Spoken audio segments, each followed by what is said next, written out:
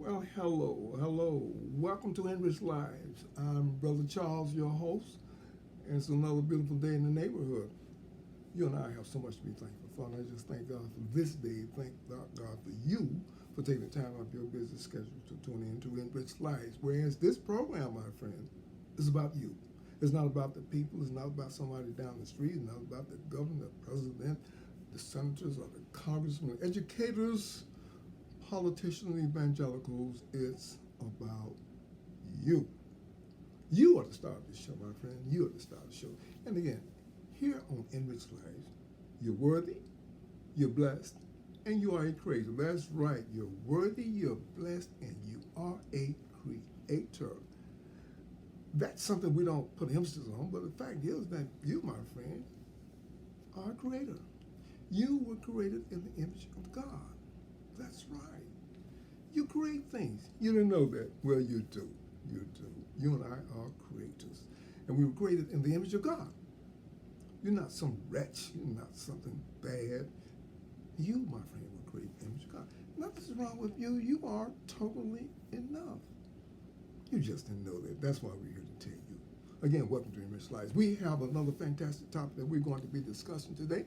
And that, my friends, is something that we've all come in contact with. We want to keep our discussions on topics that we all have had some type of experience with. And we like to build our discussions on biblical principles. And again, today we have another fantastic topic, something that you don't hear all the time, but it's something that we all have come in contact with and we all need at various times in our lives. That, my friends, that topic that we're going to be talking about today is help. That's right, help. We all need some help at some time. Oh, I don't need nobody help. Yes, you do. You do need some help. And there are different types of help, so we're going to elaborate on that very briefly. But of course, as again, we like to build our discussions on biblical principles. And of course, our scriptures coming to you today from out of the book of Luke, the 10th chapter, 33rd down through the 37th. 33rd down through the 37th. Luke, the 10th chapter. And we're going to be looking at this particular chapter. It's called the Good Samaritan. And it's about an individual that is going on his way and he runs across an individual that has been beaten up and robbed. And they left him there for dead. And this man comes along and helps him. The Good Samaritan. Get a chance to read that story, my friend. It's about someone offering their help. Now, this particular type of help is the help that is very good to have. This is help that doesn't say, well, I help you, you need to help me. No, this is help that doesn't ask for anything in return. This is help that comes out of compassion. And whenever you and I do something out of compassion, it is the highest way that you can go. You can't do anything any higher than coming from compassion. And so the Good Samaritan here offers his help. And the thing that was so intriguing about this story is that the fact that this guy was a Samaritan and the one that he helped was a Jew. And the Samaritans and Jews didn't get along too good, did they? No, they did not. So we can deduce from this particular fact that goodness has no specification as to who can do it. It's not based on race, ethnic backgrounds, or sexual preferences or anything. Goodness is just goodness, and help comes out of this particular situation. So this guy helps this man, the Good Samaritan. What a fantastic story.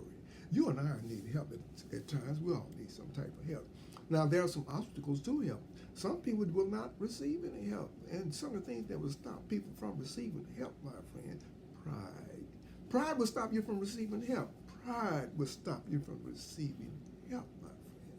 Ignorance will stop you from receiving help. Ignorance will stop you from receiving help, my friend. So, and one of the main things that will stop you from receiving help is fear.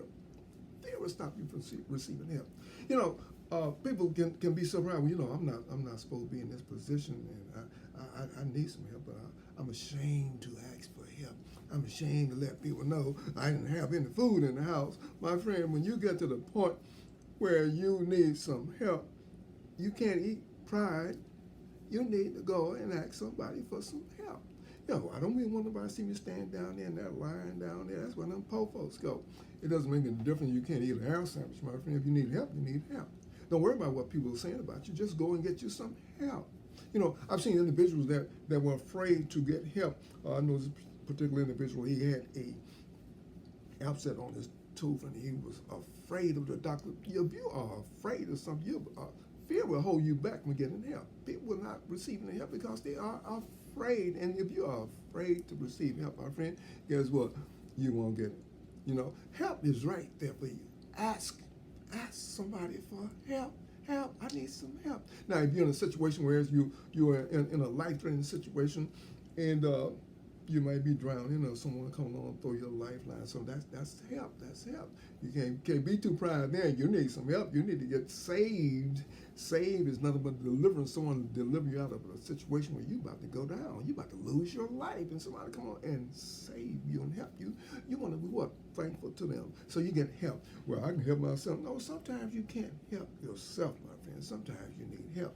A young child that's in school is having problems with math, or is having problems with science, or he or she is having problems with things, whatever. They need some help. So what do? You get them a tutor. You get a tutor for them, someone to help them along. We all need help.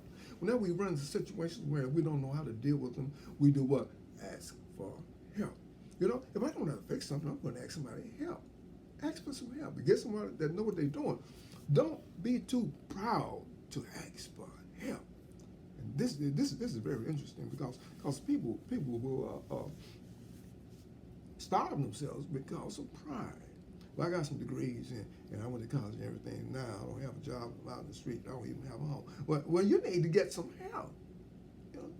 Well, I don't know. I know this about me. You know, because pride will stop you from asking for help, my friend. The prodigal son is another very interesting topic when it comes to help, because this guy came to himself and he went out there and me my money, Dad, give me my little inheritance right now. I'm going to do my thing. So he goes out and does his thing, and then he falls upon hard time. You know, there's something about adversity. There's something about the school of hard knocks that will take you to the school of humility. Humility. You know, we're all in classes. The class of humility 101, you take humility 101. It comes out of pride. You get so proud, you get lifted up. And then when adversity hits you and knocks you down, now you have enrolled in the school of hard knocks, which you take humility 101 and also forgiveness 101. These, of course, this is part of the curriculum that makes you a better person. An individual that has been humbled through some type of sickness or through some accident, anything that's caused him or her to be humble, they'll be a whole lot better. It's like when you take fine gold and you burn the dross off of gold and you get the pure gold. These are individuals that have had the dross burned off of them through humility. Humble people do not put others down. They know how to carry themselves. So whenever you and I need help, it's nothing wrong with you asking for help. Well, I'm ashamed to file bankruptcy. Look, my friend, if you need to do it, you better go on and do that, my friend, because I don't know if you've ever witnessed a car that has gotten into a ditch or something that's muddy or rain or whatever, and the more you spin, the deeper you get up into the thing, the more they be pushing on the accelerator, and the deeper the thing gets up, and then you can't get out. You have to get some help to get you out. So, and it's the same principle with people in our finances. When our finances get so to a point where it gets so raggedy and helpful, I don't want to file no chapter 13 or no chapter 7. You better go and do something for yourself, my friend. If you get your job or get you an extra job or do something, but you're going to need some help. Find a way to help yourself. This is what Enriched Life is about. It's about you not being too proud to ask for help. You know, if I don't know how to do something, I'll ask somebody, hey, help me. I don't have any problem asking young people about things on the telephone or computer or whatever, you know. Whenever, you know, this generation knows. They come here knowing how to run computers and cell phones and everything. They come here like that. It's just one of those things.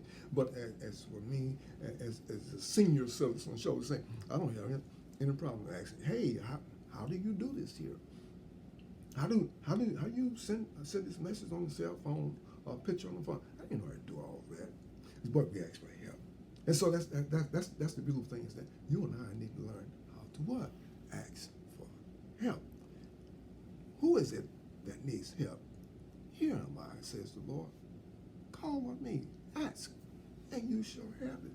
Seek, and you shall find. Knock, and the door shall be opened. Ask for help. Whatever your name, it doesn't make any difference whether it's a relationship, it's a health problem, whatever it is, you need some help, ask for what? Help, my friend. That's what makes it so intriguing. That's what makes it so beautiful. You can get some help. That's what makes it so intriguing. That's what makes it so fine. That you can get ask. Most people won't ask. They're too proud, too high on the hog. Yeah, just go on out there. You need some help? Go on and get you some help, my friend. Ask for some help. It's not going to hurt you to ask for help. And I've seen individuals that were on welfare. And I'll say this in all honesty, my friend, all honesty. If you're on welfare, do your best to get off of it. Get off of it. If you, whatever it takes to get off, don't ever accept it as a way of life. Get off of it. Now, to people that have been on welfare 4 and 5, 3 and 4 generations, families on welfare, that's low self-esteem, my friend. If you get off of it, get off of it. Again, thank you. Welcome to Enriched Lives. Again, now we're going to close. We will see you later. May God bless you and keep you.